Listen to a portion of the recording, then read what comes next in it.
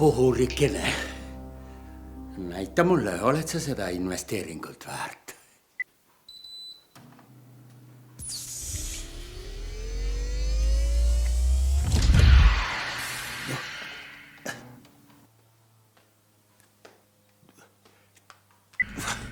Hakka juba puhuma. Noh,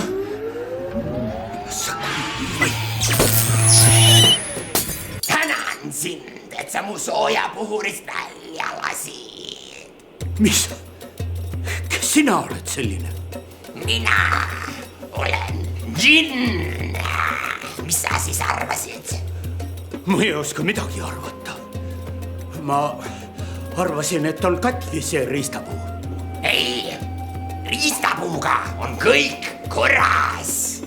Mis on sinu soov? Minu soov.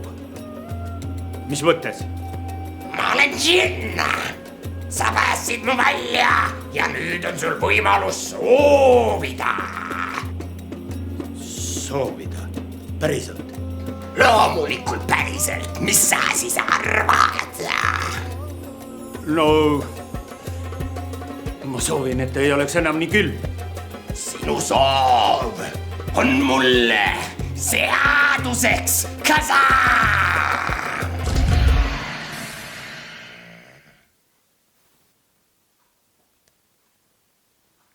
Oota, mis siis nüüd juhtus? Ma panin su soojapuhuri kinni.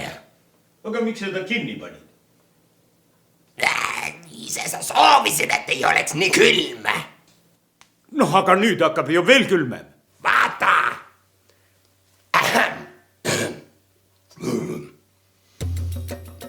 Soojapuhuri jooksutamine.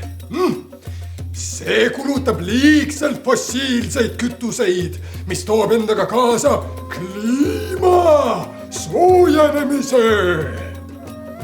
See omakorda muudab põhjapoolkeral olevaid külmasid õhumasse, mis liiguvad lõuna poole, tuues endaga parasvõõtmealadele kaasa külmasid talvesid. Aga mida ma siis nüüd tegema pean? Sa oota!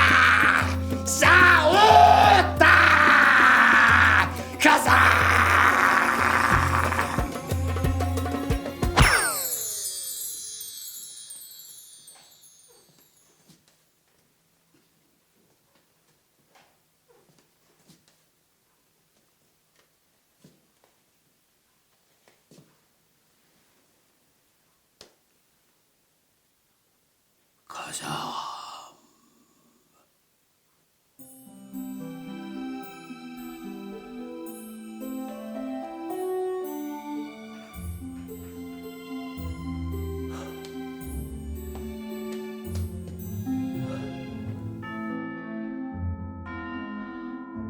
Kliimamuutuste võimalik mõju inimestele on keeruline teema, kuna selgeid vastuseid ei ole.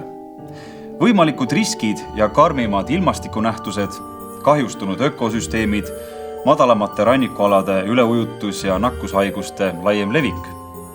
Ookeanide soojenedes suureneb vee aurustumine, mis toob kaasa tugevamad vihmad, tekitades ka tugevamat erosiooni. Kui välja arvata Arktika ja Antarktika, on liustike jää hulk umbes 50% võrra vähenenud võrreldes 19. sajandi lõpuga. See on halb uudis nende jaoks, kelle jaoks on joogivesi oluline.